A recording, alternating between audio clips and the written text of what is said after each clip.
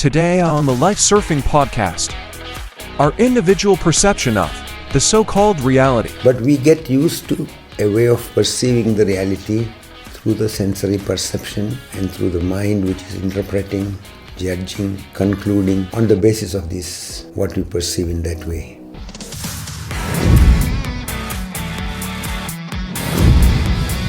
One very fundamental fact is that the human being, like all the other alive beings, are coming with a conditioning which is outward oriented. Our senses, our eyes, our ears, and all the other senses are more outward oriented. And it gives us the basis for being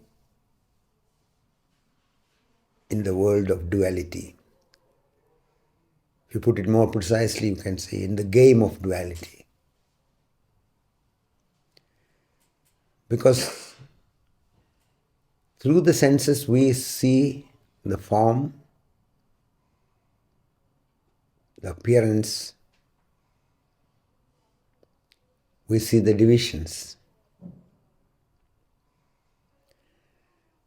But those who are wakeful, alert, and consider deeply, go into the experiential understanding, realize that the duality is not the reality. The reality is non-dualistic. But we get used to a way of perceiving the reality through the sensory perception and through the mind, which is interpreting, judging, concluding on the basis of this, what we perceive in that way. That is why human life is so magical, fascinating, incomparably valuable. But the human being is also having to confront the reality and recognize that even though the world, the reality which we call the normal reality, is so fascinating, so beautiful, so interesting,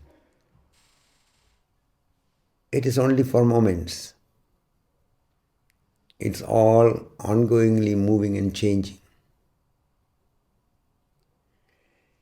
And this is what is very difficult for the normal human being to come in terms with. Because we believe in this idea of reality based on the polarities, where we understand the light by comparing with different shades of darkness, where we understand health in comparison with our experience of pain and sickness and suffering.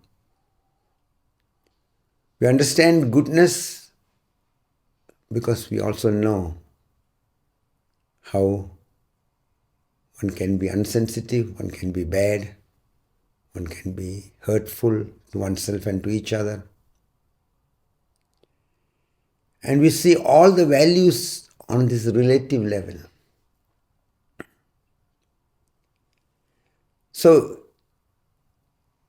to put it bluntly, we are living in the reality where the polarity is the basis.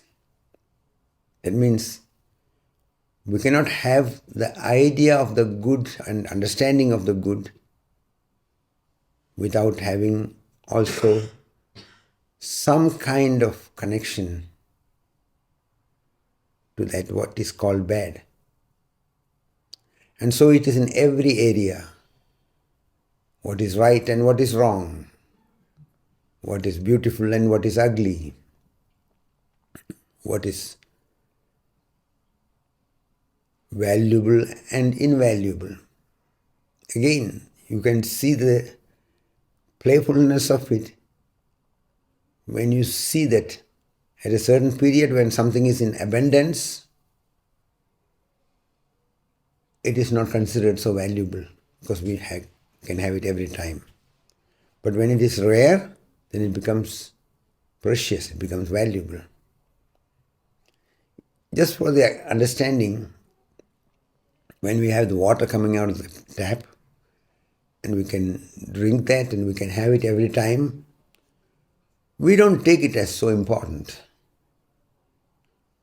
But when we are coming into areas where there is scarcity of water, where people have to go some distance to pick the water from some wells and come back, or even worse, when we are in areas where it is a desert, where if you don't have sufficient storage of water with you, you cannot survive. Then you don't waste a single drop of water because it's so precious. It is important for the survival. That is how you understand also the relativeness of everything in life. When something is in abundance, we don't even take it as valuable, we take it for granted. And if you look more carefully, we are taking so many things for granted because it's all in a way in abundance. We take each other for granted because we think that everybody is there. What is so special? We take the nature for granted, the plants, the other birds, the animals. We take the air for granted.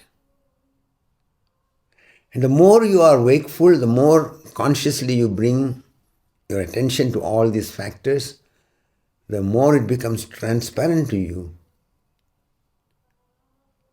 that all that what we take for granted is not to be taken for granted. It can change any moment.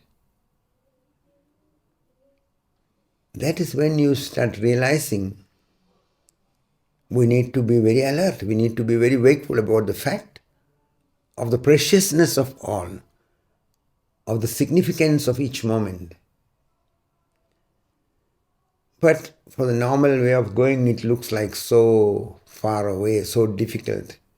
One just wants to manage the routine and somehow pass the time. So many people do not recognize the need for confronting and going deeper into understanding reality because everything is still in abundance. That is why scarcity, difficulties, problems make us aware that things are not to be taken for granted.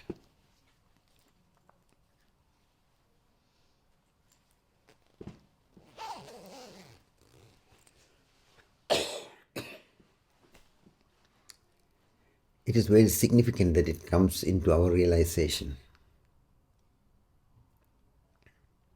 And when it comes into your conscious recognition and your realization, then you appreciate, you see the wonder, you see the blessing, that it is all so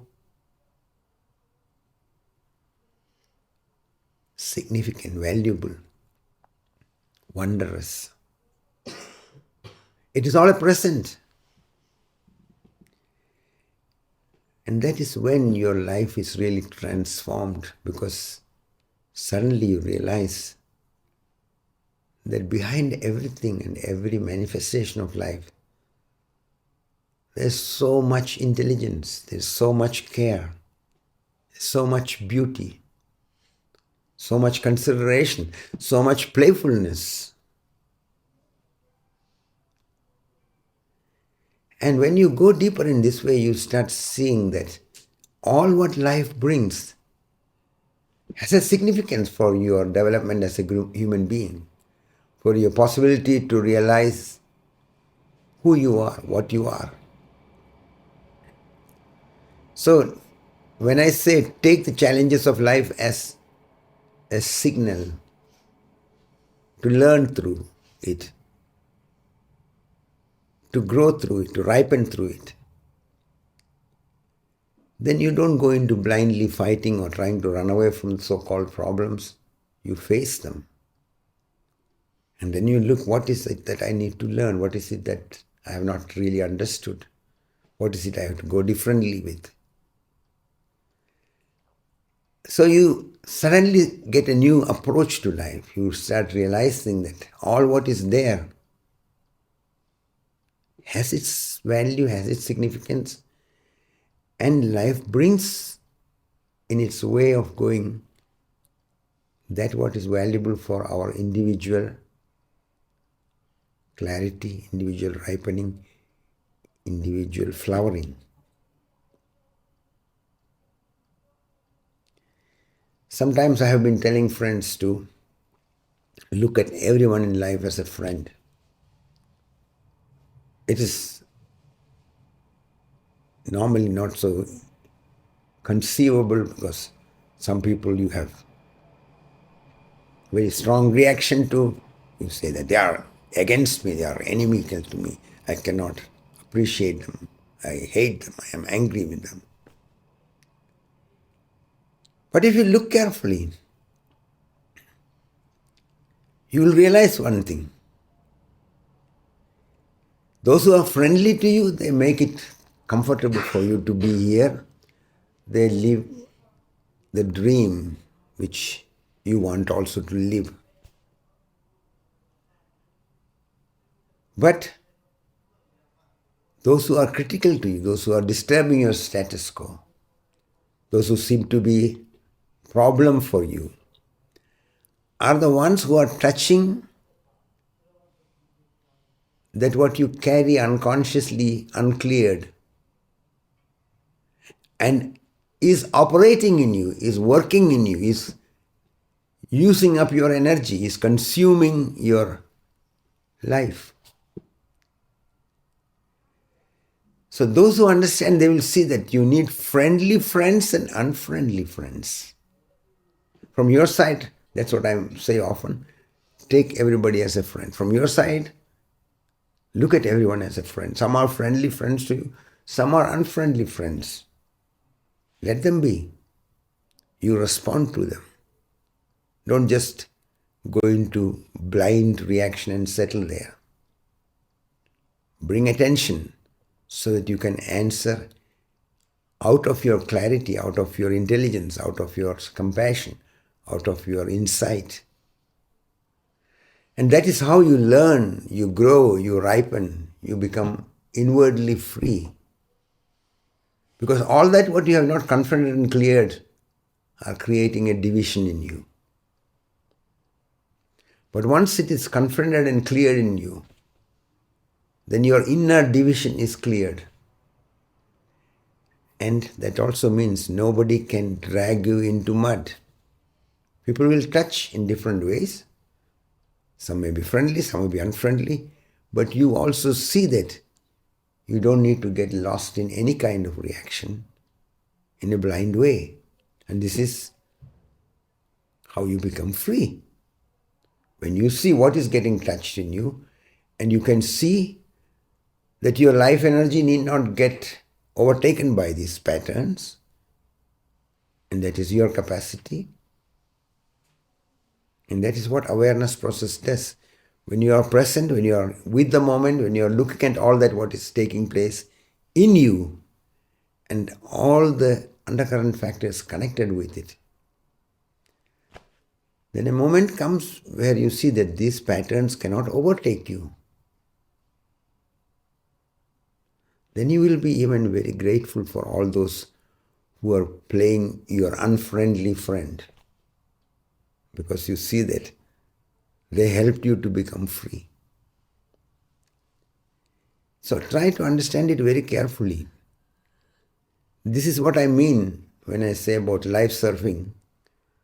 Accept what life brings, and in a way, in a very simple way of looking, that what is coming from outside is not in your hand. You cannot decide it. But what you make out of it is left to you, and that is your key. That is your chance to get clear and be free.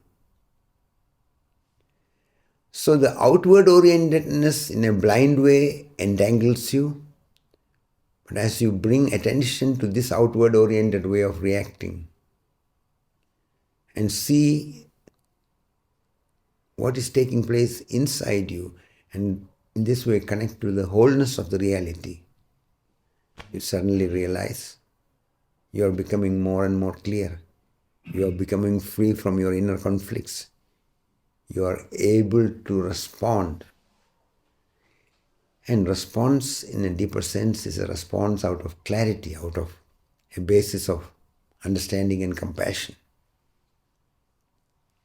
That is when you realize that when I am not trapped in myself, I have a deep understanding for everybody. Then your basis for connecting to everybody is compassion and love. And you appreciate that everybody is so unique, everybody is the way they are. You don't try to force any change on anybody. It becomes a different insight into the reality. That is why I say life surfing is giving you a perspective to go about life which enables you to awaken to your divinity, awaken to the love which you carry in you, the potential of joy and peace which is there in you, to realize it, to live it, and flower as a human being.